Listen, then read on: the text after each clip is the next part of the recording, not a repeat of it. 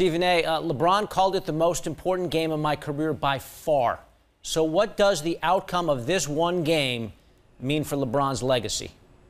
Well, it depends on how he performs. I mean, I think the legacy question to some degree is unfair from the standpoint that we're talking about him as if he doesn't win this game. It's as if he has not accomplished anything. He's the greatest player in the world. He's a champion as we speak, not to mention he's a four-time league MVP. We know how great he is. Now, if he comes out and performs poorly in a Game 7, when everybody knows that superstars win Game 7s, well, then obviously it takes somewhat of a hit. But if you go out there and you register a triple-double the likes of what he did in Game 6, and there are other pieces to the Miami Heat puzzle that refuse to show up and perform, then I'm not sure all of that could be put on him, because you have to remember, it's one thing if you're Kobe, if you're Jordan, if you're looking to put the ball in the hole, and that really is the signature of your game.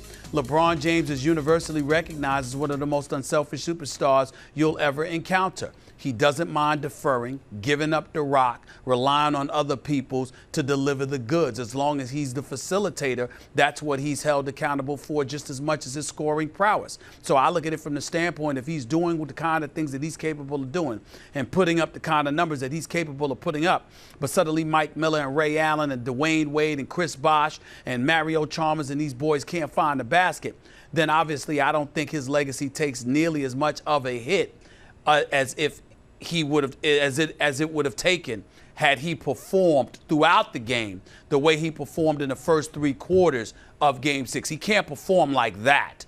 But as long as he plays his game and does what he's supposed to do, I don't think it'll be a devastating blow, but it'll be a blow. Okay, that's LeBron's deal. Tim Duncan has already made his legacy.